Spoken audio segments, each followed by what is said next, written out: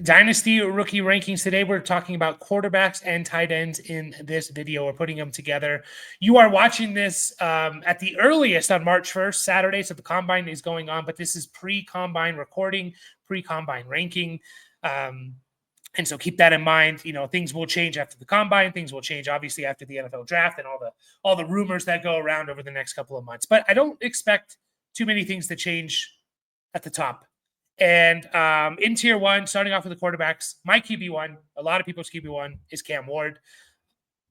A lot of people think he has the upside to be kind of a difference maker. And, he has a better chance to get into like an elite quarterback tier versus a guy like Shedeur Sanders, who's also in my tier one, by the way. The production was there last year. The arm talent is there for Cam Ward.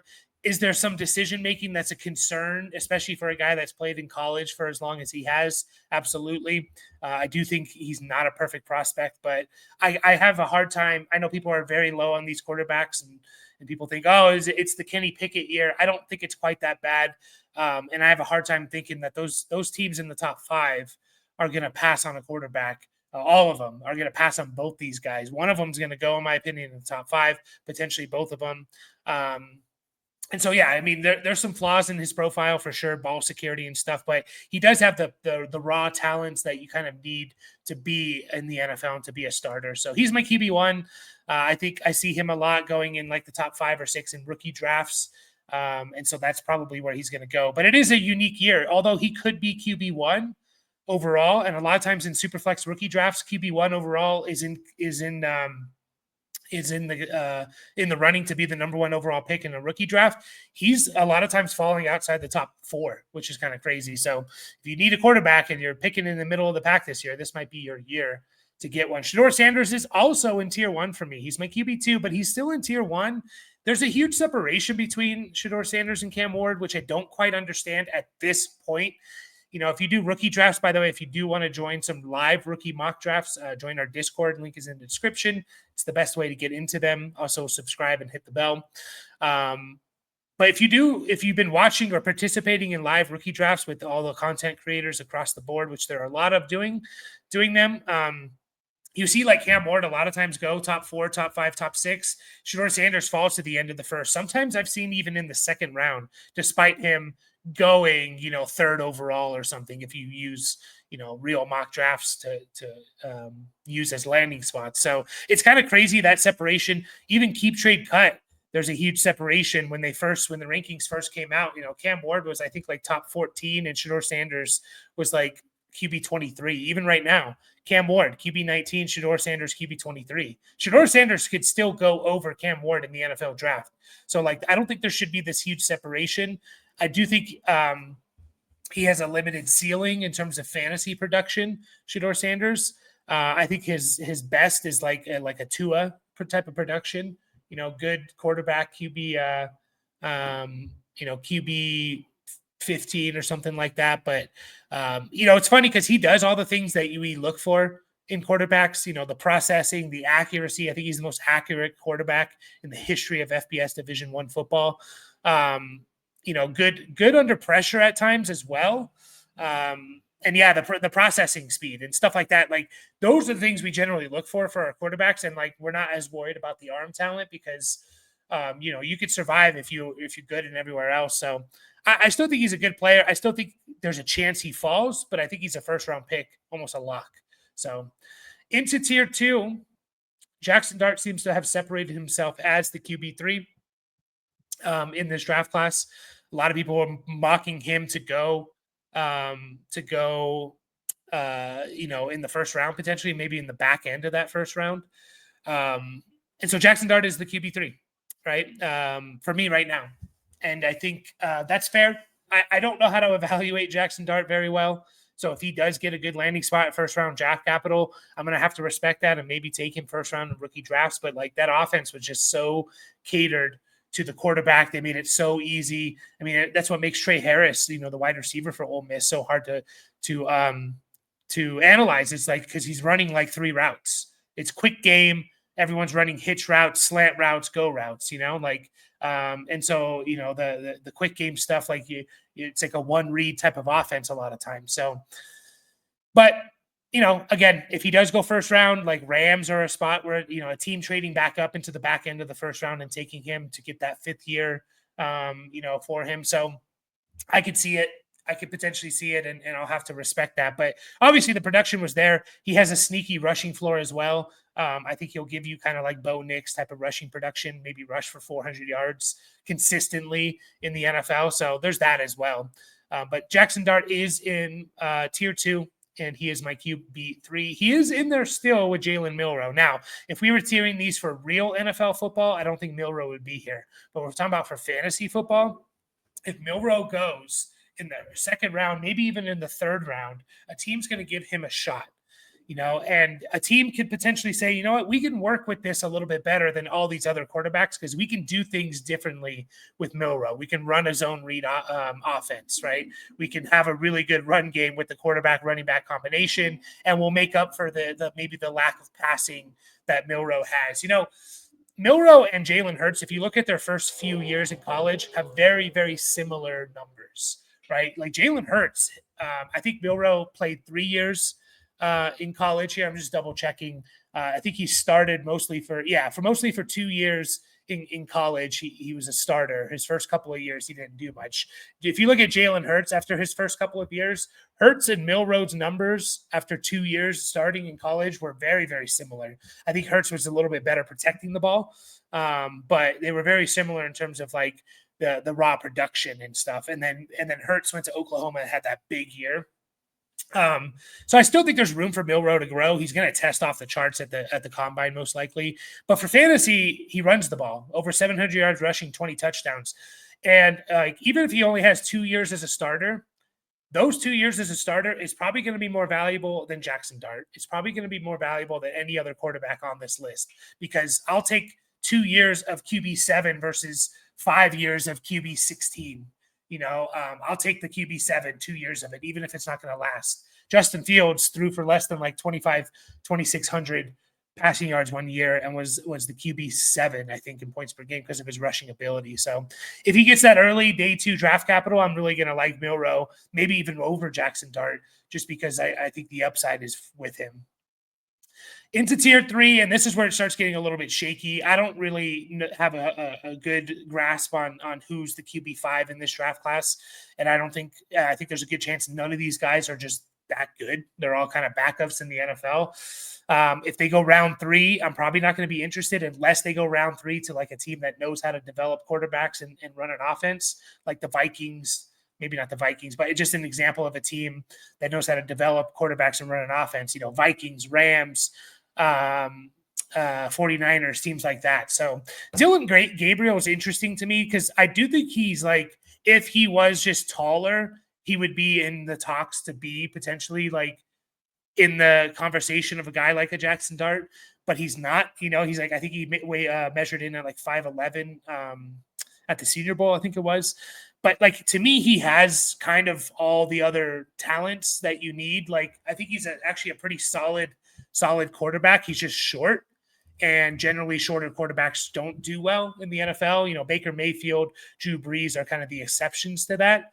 But I think Dylan Gabriel, like, he has a lot of good pre-snap awareness, his processing.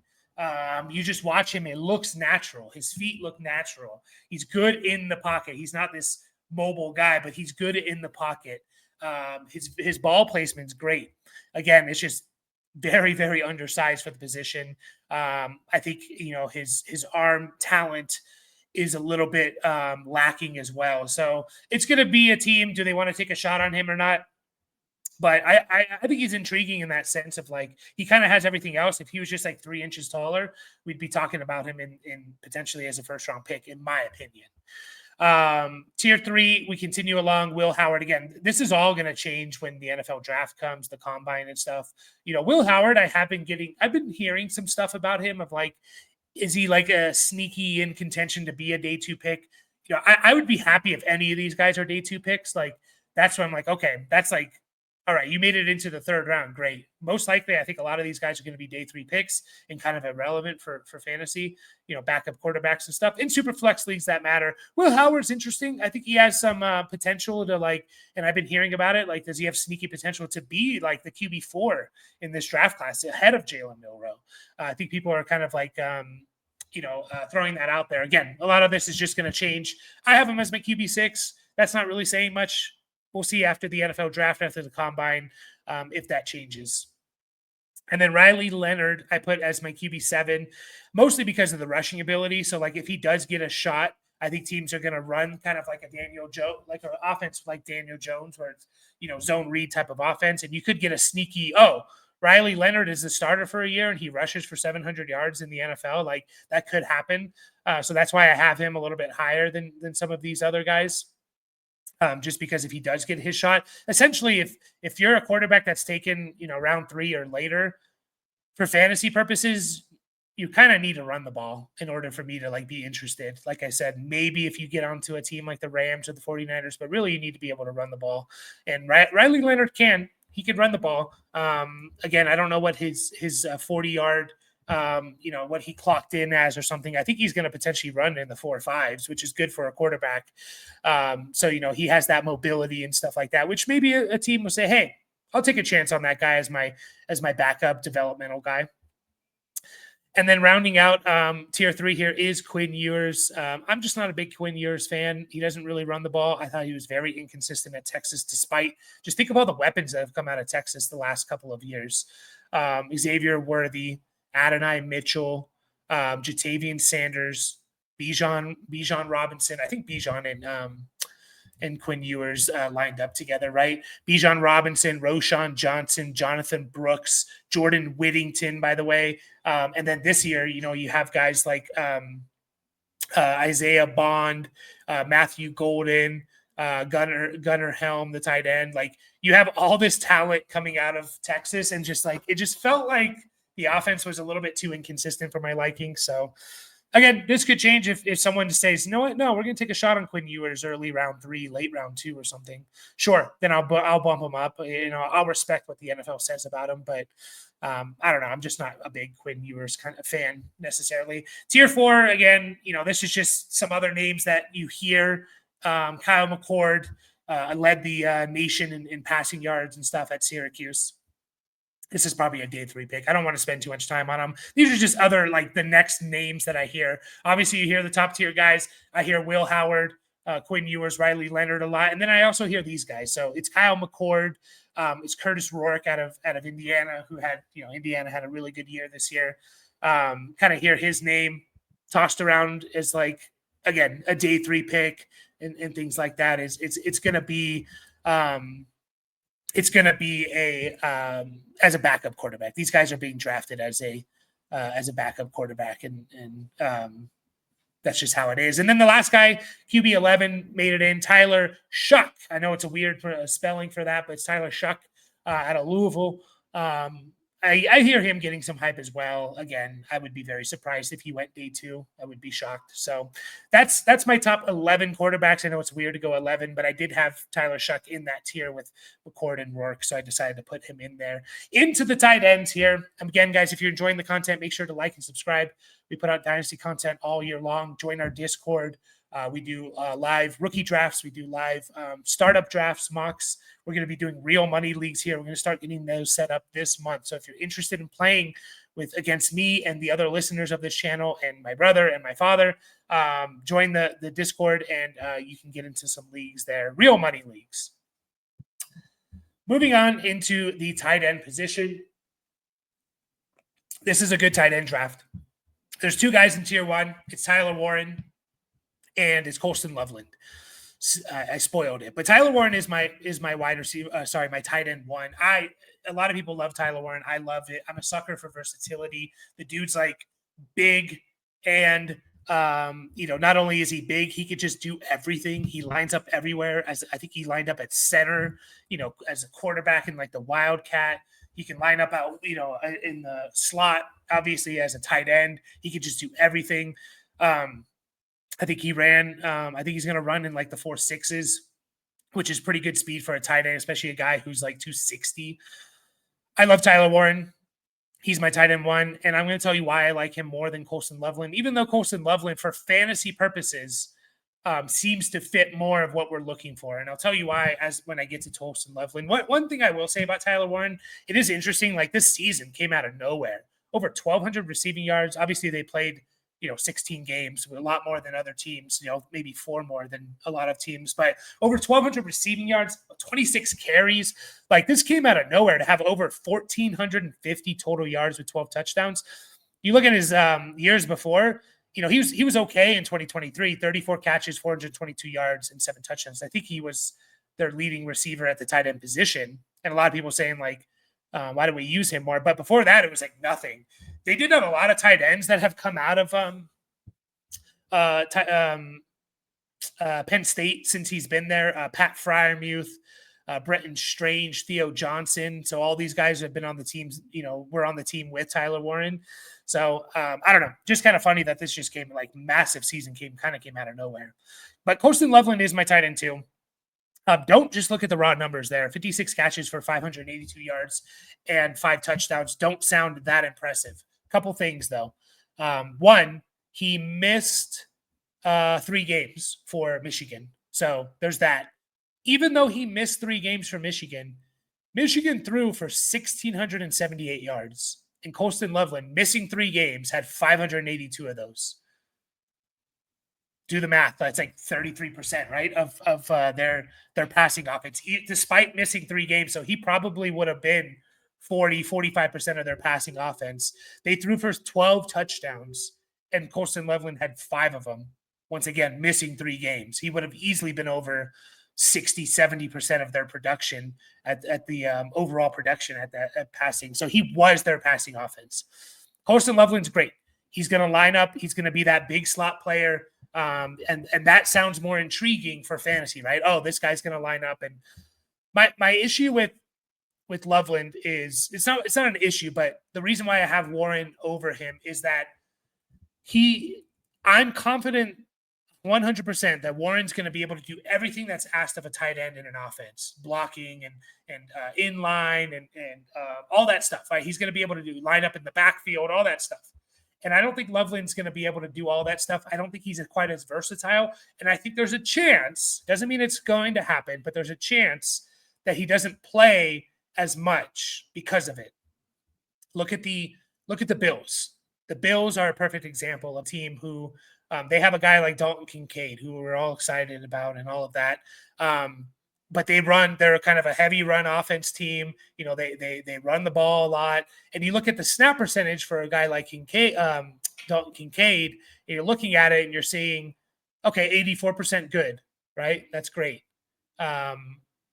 79, 78, 72, only 4 games over 70% of the snaps for Dalton Kincaid last year. That's not great. And generally we need our wide receivers and tight ends playing 70% or more to be consistent. And that's one of the reasons why I think Dalton Kincaid's not consistent. He's just not on the field. So if he gets to the right team, if he's a Brock Bowers that goes to the Raiders and they say, you know what, we're just going to use this guy as our main weapon, then Loveland could be the best tight end for fantasy easily. So that's why he's still in my tier 1.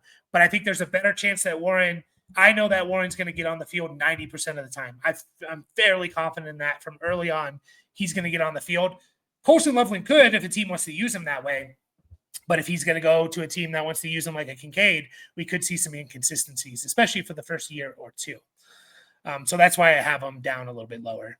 In my tier 2, I have 4 guys. I have 2 guys who are like a little bit more well-rounded traditional tight ends, and then 2 guys who I think are a little bit more of this kind of bigger slot type of tight end, right? So I have Elijah Arroyo as my tight end 3. He's in tier 2. I'm bummed that he's not going to be at the combine at all, but Elijah Arroyo is my tight end 3. Good production very explosive, kind of down the field. 35 catches doesn't seem great, but then you see almost 600 yards. That's really good for just 35 catches. So he's explosive. He reminds me a little bit of just like a Zach Ertz type of guy. Just like 6'5", 250. So he has good size. I think he can kind of he can play everywhere. I think he can play everywhere. We'll see. I think there's some health issues with him, and he was injured, and that's why he's not at the combine.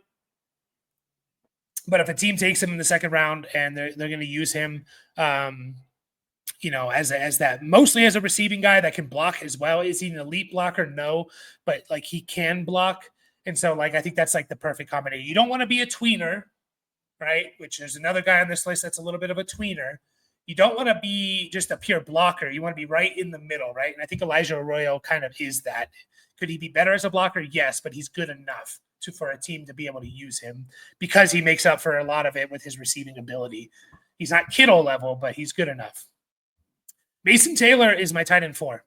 Still in tier 2 here, 55 catches, 550 yards, 2 touchdowns. People were talking him up at the Senior Bowl and how good he was. I think he's not quite the receiver as Elijah Arroyo, but he's a better blocker than Elijah Arroyo. And this is kind of the range where you want to be, right? Because these guys are going to get on the field.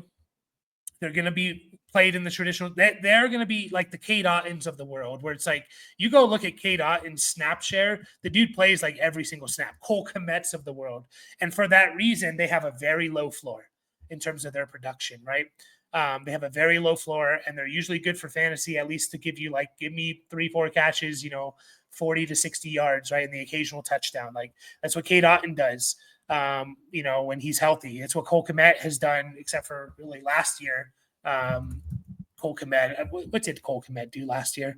He was a little bit lower, but you look at the previous years of Cole Kmet, 60 for 600, 50 for 550, 73 for 719. That's like where I think Mason Taylor and another guy on this list kind of come in.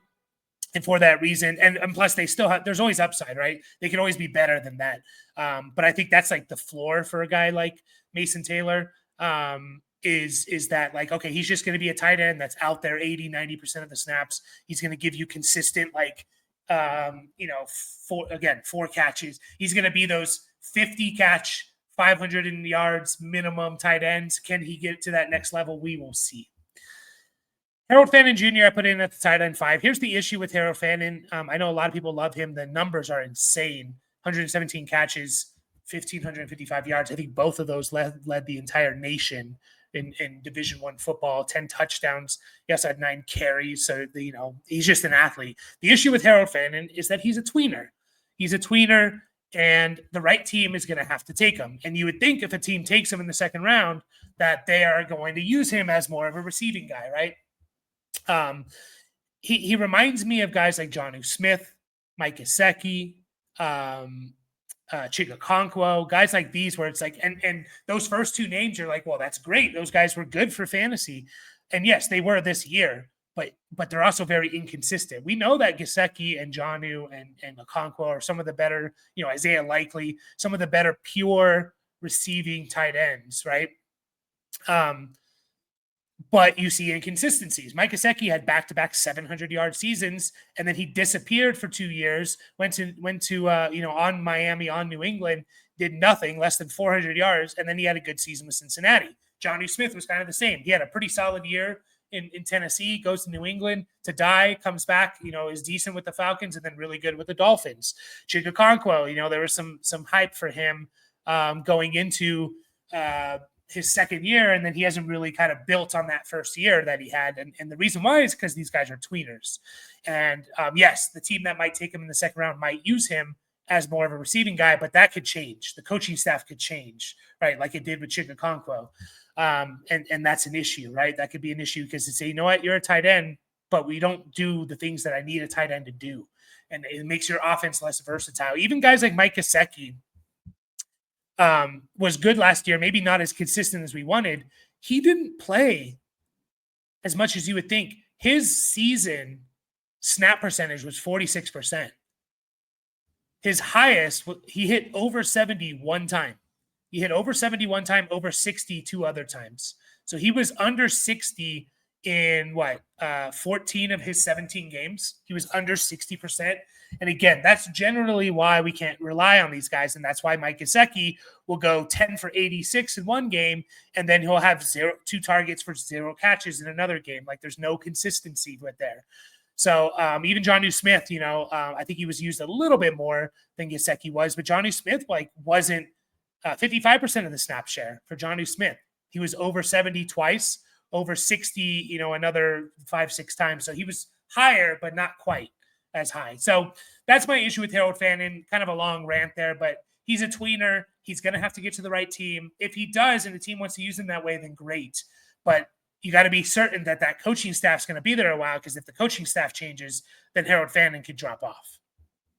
Last guy here is Gunnar Helm.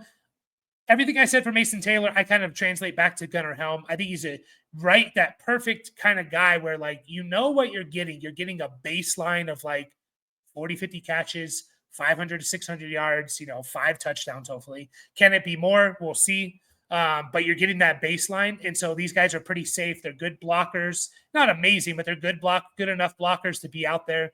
Again, they're the Cole Kmets. They're the Cade Ottens type of guys. So just kind of repeat everything I said for Mason Taylor. That is my tier 2. I think all these guys have a very good chance at going day 2. Multiple guys I think could go in the second round. And I think all these guys potentially go by the end of day 2. Maybe not all of them, but I think there's a good chance that all of them do. And then we're talking about 1, 2, 3, 4, 5, 6 tight ends getting first, second, or third round draft capital. That's really good for a draft class. I do have 4 more guys I want to bring up, all into one tier. Terrence Ferguson, he seems to be the next guy up here for a lot of people. Terrence Ferguson, good productive numbers there in college this last year. He's been kind of productive for the last 3 years. Just very consistent, 30 to 45 catches, 400 to 600 yards. He is in that next tier of guys. Can he sneak into day 2 or early day 3? Sure. And that's going to change the rankings for him. I think he's more of a slot receiving kind of guy. I don't know if he's going to be that consistent. That's why I separate him between Arroyo and Fannin, right? Because those guys can be elite pass catchers. I don't think Ferguson's going to be that. I separate him from Mason Taylor and Gunnar Helm because those guys are the perfect mix of blocking and receiving tight ends. I think Ferguson's not quite the blocker as those guys, not quite the receivers as those other guys. So he's down a tier for me. But that could all change depending on kind of where he goes in the NFL draft. I think he's going to run decently well though, in the 4.6s, which is good for tight ends if you run in the 4.6s. Next one here is Mitchell Evans. Mitchell Evans out of Notre Dame is also in here. He is more of that traditional tight end. Again, I think he's a pretty good blocker.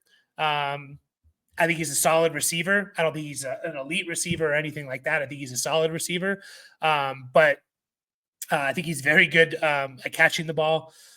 I do think he's good in the run game as well. I just don't think he's quite the level we want to see in terms of receiver. But again, it just depends on the opportunity that they get. So Oronde Gadsden II, I believe it's Oronde or Orunde. Oronde or Orunde, I always forget. But his father played in the NFL. This dude, he falls into the category of a Harold Fannin Jr., but I just see Harold Fannin being mocked a lot more. And that's why I have him in another tier. But if this guy were to go day 2, potentially somehow, I don't think he will. But he's one of the best receiving tight ends in this entire class. I mean, you look at his pro football reference page, college football reference page, and it shows him as wide receiver / tight end, right?